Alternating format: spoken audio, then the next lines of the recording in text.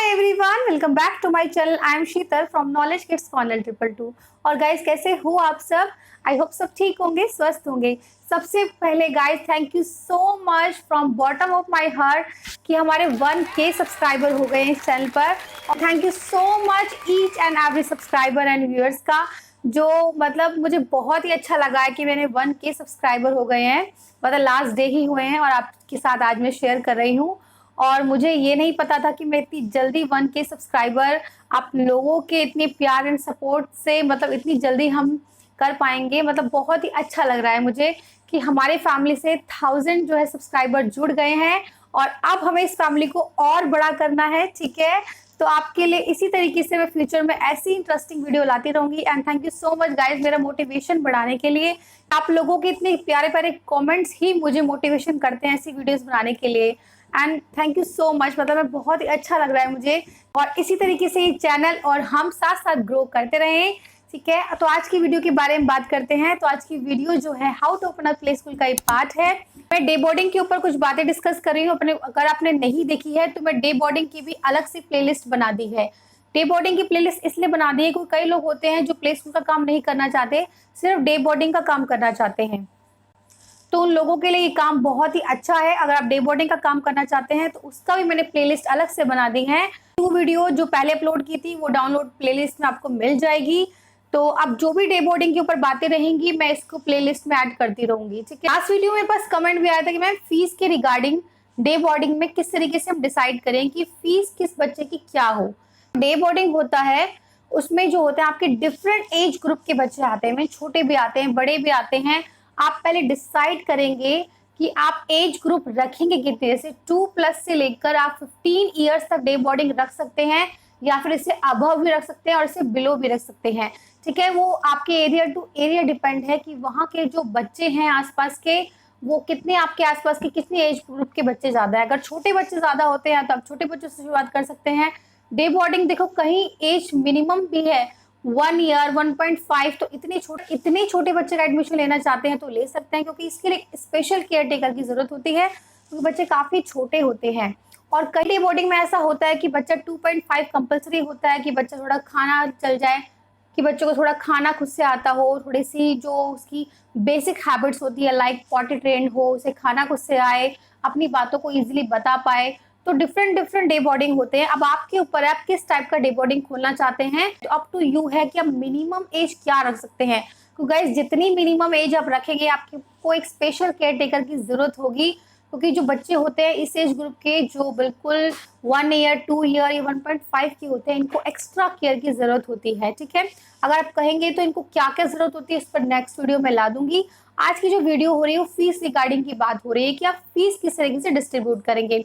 तो सबसे number 1 factor ही जैसे है कि एज ग्रुप अगर छोटी है तो उनके साथ थोड़ी केयर की जरूरत ज्यादा होती है, तो उनके साथ आप थोड़ा अमाउंट थोड़ा एक्स्ट्रा रखेंगे। जैसे जो बड़े बच्चे होते हैं उनको इतनी केयर की जरूरत नहीं होती, क्योंकि जो बच्चे जो होते हैं उन्हें समझा दिए, रूल एंड रेगुलेशन बता दिए तो फॉलो कर लेते हैं। ठीक है, तो ये तो रही एज ग्रुप की बात। अब सेकंड मैं बात करूंगी सारी फैसिलिटीज के ऊपर ही, आप कौन कौन सी फैसिलिटीज आप देंगे। हम फैसिलिटी क्या क्या होती है, अगर मेरी लास्ट वीडियो नहीं देखी है तो डू चेक दैट। प्लेलिस्ट जो है डे बोर्डिंग की मैंने अलग से सेपरेट बना दी है। अगर आप तो अब बात करते हैं उन फैसिलिटीज के बारे में जो आप डे बोर्डिंग में देंगे, क्योंकि हम सारी बातों को डिस्कस करेंगे कि डे बोर्डिंग में फैसिलिटीज क्या क्या होती हैं, कौन कौन से फैक्टर्स ऐसे होते हैं जो फीस को डिपेंड करते हैं, जिनपे फीस जो होती है डिपेंडेंट होती है। अब बात करते हैं फैसिलिटीज की। अब आपके डे बोर्डिंग में क्या क्या फैसिलिटीज है, फॉर एग्जाम्पल आरओ वाटर है, लंच की क्या फैसिलिटी है, स्नैक्स की क्या फैसिलिटी है, जो आप नैप एरिया कराएंगे, बच्चों को रेस्टिंग रूम देंगे उसकी फैसिलिटी है, प्लस आप जो केयर टेकर रखेंगे प्रॉपर एक्सपीरियंस स्टाफ रखेंगे, तो ये सब फैसिलिटीज में ही आ रहा है। उसके अलावा और भी फैसिलिटीज दे सकते हैं, मीन्स एक्स्ट्रा करिकुलम एक्टिविटीज करा सकते हैं। और क्या क्या होती है आप लास्ट वीडियो को देखिए, मैं आपको रिकमेंड वही करूंगी जिससे आपको पता चलेगा क्या क्या फैसिलिटीज होती है। तो इन फैसिलिटीज को आप ध्यान में रखते पर जो स्टूडेंट है उसकी फीस डिसाइड करेगी। पहले मैं सारे फैक्टर्स बताऊंगी, फिर आपको बताऊंगी लास्ट में किस तरीके से जो पर स्टूडेंट की फीस आप काउंट कर सकते हैं और बहुत इजीली वे में कर पाएंगे। तो अब बात करते हैं नेक्स्ट, जो बहुत ही इंपॉर्टेंट टिप मैं कहूंगी, दैट इज स्टडी। आप डे बोर्डिंग में जो आप करेंगे किस हिसाब से आप किस बच्चे की फीस होती है, वो वेरिएशन जो आता है वो स्टडीज से भी आता है। फॉर एग्जाम्पल अगर 2 ईयर का बच्चा है तो उसकी स्टडीज इतनी नहीं होगी लेकिन अगर 6 स्टैंडर्ड का बच्चा है, उसकी स्टडीज़ बहुत होगी, तो ट्यूशन टीचर से आप रिकमेंड कर सकते हैं कि कौन से बच्चे को क्या चार्ज आप करेंगे, तो उसके हिसाब से आप डे बोर्डिंग वो ऐड कर सकते हैं। ठीक है, जो भी ट्यूशन टीचर, मैंने लास्ट वीडियो में बताया था कि आप किस तरीके से हर फैसिलिटीज़ को डिज़ाइन करेंगे, तो आप जो भी बच्चों की स्टडीज़ हो रही है उसका भी बहुत डिपेंड करता है। ठीक है, तो इस तरीके से आप स्टडीज के चार्जेस भी पर स्टूडेंट्स में लगाएंगे। ठीक है, आपको क्लियर हो गया होगा कुछ क्या क्या पॉइंट्स जो है वो डे बोर्डिंग के जो है कॉस्ट में ऐड होते हैं। Number 1 is age, second is कि आप क्या क्या फैसिलिटीज दे रहे हैं, थर्ड इज क्या क्या स्टडीज में आप प्रोवाइड कर रहे हैं। तो इस तरीके से आप जो है इन 3 इंपॉर्टेंट फैक्टर है जो फीस डिसाइड करने में रोल प्ले करता है। अब बात करते हैं कि आप फीस जो है पर स्टूडेंट की किस तरीके से डिसाइड करेंगे। तो देखिए गाइस, पहले आप जो है एक सेट बना लीजिए कि जो जो फैसिलिटीज आप दे रहे हैं, फॉर एग्जांपल स्टडी की है, स्नैक्स की है, लंच की है, ये सभी बच्चों की एक जैसी होती है। ठीक है, तो ये आपको पता चल गया। तो फॉर एग्जांपल आपने हर बच्चे की 5 to 6,000, क्योंकि डे बोर्डिंग के चार्जेस भी कोई मुझसे पूछ रहा था कि मैम चार्जेस क्या हो मिनिमम, तो देखिए मिनिमम जो होते हैं वो 5 to 6 मैं मानती हूँ, क्योंकि इससे बहुत केयर की जरूरत होती है। इसमें आप स्नैक्स भी दे रहे हैं, लंच भी दे रहे हैं और जो स्टडीज भी करवा रहे हैं, तो स्टडी जो है वो 5 to 6,000 में ऐड नहीं होंगे। तो मैं इसलिए कह रही हूँ आपको कि आप एक प्रॉपर अमाउंट बना लीजिए कि आप हर बच्चे को क्या क्या फैसिलिटीज दे रहे हैं। फॉर एग्जाम्पल अगर आपने 6,000 है मिनिमम आपने इसमें रखी हुई है। अब बात करते हैं अगर कोई 6 स्टैंडर्ड का बच्चा आता है, ठीक है, अगर कोई 12 से 13 साल का बच्चा आता है, तो जो उसकी स्टडीज होगी उसमें आप जो है 6,000 में वो ऐड कर देंगे। फॉर एग्जाम्पल अगर 1,500 उसकी ट्यूशन चार्जेस है या फिर 2,000 है, जो भी जो है उसकी क्लासेस की आप लोग पे करोगे उनसे, तो वो इस 6,000 में ऐड हो जाएंगे। ठीक है, तो इस तरीके से आपको काम करना है कि 6,000 में प्लस आपके 1,500, तो मीन 7,500 जो हो गया वो जो 6 स्टैंडर्ड के बच्चे का चार्ज हो गया। तो इस तरीके से आप काम करेंगे। तो आई थिंक आपको क्लियर हो गया होगा कि स्टडी जो है बहुत इंपॉर्टेंट रोल प्ले करती है। अब आपने जैसे 6,000 है आपने रखा हुआ है, मिनिमम अमाउंट रखा हुआ है, उसके अंदर अगर कोई 1.5 का बच्चा आता है जिसके साथ बहुत एक्स्ट्रा केयर की जरूरत होती है, क्योंकि बच्चा बहुत छोटा होता है, बच्चे को गोदी में ज़्यादा जरूरत होती है, तो उससे आप क्या कर सकते हो, उसकी स्टडी तो नहीं होगी लेकिन उसकी केयर अटेंशन ज़्यादा होती है, तो इसके लिए आप उसको 2,000 या 2,500 एक्स्ट्रा लगा सकते हैं। तो वेरी करता है कि बच्चे को क्या नीड है, उसके टू स्टूडेंट डिपेंड करता है कि बच्चे की डे बोर्डिंग में क्या फीस होती है। ठीक है, तो आई थिंक आपका सारा डाउट क्लियर हो रहा होगा कि डे बोर्डिंग में आप फीस किस तरीके से डिसाइड करेंगे। कि सबसे पहले आप जो है अपना नॉर्मल अमाउंट डिसाइड करेंगे कि डे बोर्डिंग में इतनी चार्जेस आप नॉर्मल फैसिलिटीज दे रहे हैं। देन अगर बच्चा छोटा है तो उस हिसाब से ऐड करें, अगर बच्चा जो बड़ा है लेकिन उसकी स्टडी ज़्यादा है तो आप उस हिसाब से ऐड करें। तो वेरिएशन जो करेगा वो इन्हीं पॉइंट्स को रखेगा, और जो वेरिएशन करेगी फीस वो इसी हिसाब से करेगी। तो आई थिंक गाइस अब ये फैक्टर्स ध्यान रखेंगे जब आप फीस डिसाइड कर रहे हैं डे बोर्डिंग की। नेक्स्ट हम पॉइंट्स की बात करते हैं जिसमें जो फीस है वो वेरिएशन करती है, दैट इज टाइम। अगर बच्चा पूरे टाइम के लिए नहीं आ रहा, कुछ टाइम के लिए आ रहा है, आधे टाइम के लिए आ रहा है, तो आप जो 6,000 है उसका 3,000 या 4,000 कर सकते हैं। ठीक है, अगर बच्चा कम टाइम के लिए स्टे करता है आपके पास डेली, तो उस हिसाब से आप चार्ज रखेंगे। तो ये किसी सब्सक्राइबर का ही डाउट था कि मैम आवर्स के हिसाब से डे बोर्डिंग का हम किस तरीके से डिसाइड करेंगे। तो देखिए पर आवर का भी आप डिसाइड कर सकते हैं, पर आवर है आप 300 लगा सकते हैं या 200 लगा सकते हैं। कई स्कूल्स होते हैं वो प्ले स्कूल के साथ डे बोर्डिंग वाले अटैच होते हैं कई बार कुछ, और जो कई पेरेंट्स होंगे वो आपके पास डे के हिसाब से छोड़ेंगे, तो डे के हिसाब से आप लगा लीजिए कंप्लीट डे का जितना भी 1,000 या 1,500 लगा सकते हैं। अगर कोई बच्चा कुछ आवर्स के लिए आता है तो पर आवर आपने 200 लगा दिए, अगर बच्चा ज़्यादा छोटा है तो उसके अकॉर्डिंग लगा दिए। तो ये वेरिएशन करता है। अगर आप ये पहले से ही सारी डिटेल फीस की बना लेंगे तो आपको जो है इस टाइम शो करने में इजी रहेगा।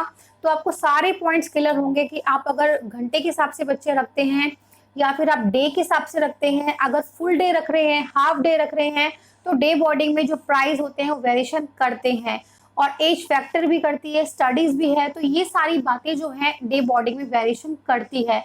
हम हर बच्चे से एक जैसा चार्ज नहीं कर सकते क्योंकि हर बच्चे की नीड्स अलग अलग होती है। तो आप पहले जो है पहले से डिसाइड कर ले, एक ब्रोशर बना ले कि इतने से इतने एज का बच्चा जो होगा वो इतना चार्ज करेगा, अगर उसकी क्लास स्टडी की इतनी है तो इतनी उसकी कॉस्ट लगेगी। इस तरीके से आप ब्रोशर डिजाइन कर सकते हैं, उसमें कॉस्ट जो है हर बच्चे की ऐड कर सकते हैं, जिस बच्चे की जो रिक्वायरमेंट्स है, मीन्स अगर वो घंटे के हिसाब से आ रहा है, अगर फुल डे आ रहा है, हाफ डे आ रहा है, अगर बच्चा छोटा है या फिर बच्चा बड़ा है, उसमें स्टडीज इंक्लूडेड है, तो गाइस ये जो है सारे चार्जेस आप पहले से ही ब्रोशर बना लें और at the time of admission जो डे बोर्डिंग का होगा आप उन्हें शो अप करें। इससे क्या होता है कि ट्रांसपेरेंसी बनी रहती है कॉस्ट की, और पेरेंट्स को भी नहीं लगता कि जो प्राइस है वो अप एंड डाउन होते हैं। तो अगर आप लिखकर उन्हें या एक ब्रोशर के वे में उनको शो अप करेंगे तो वो ज़्यादा रिप्रेजेंटेटिव लगता है। ठीक है, अब कई सब्सक्राइबर का डाउट होगा कि मैम हमारे जो यहाँ पे है वो 6000 है, 5000 है पर स्टूडेंट नहीं दे सकते, पेरेंट्स में से इतना अफोर्ड नहीं कर सकते। कुछ पेपर जो सब्सक्राइबर है इस चैनल पर वो विलेज एरिया में भी स्कूल खुल रहे हैं, तो वहाँ के लोगों के लिए 6000 पे करना पर स्टूडेंट के लिए अफोर्डेबल नहीं होगा। I understand.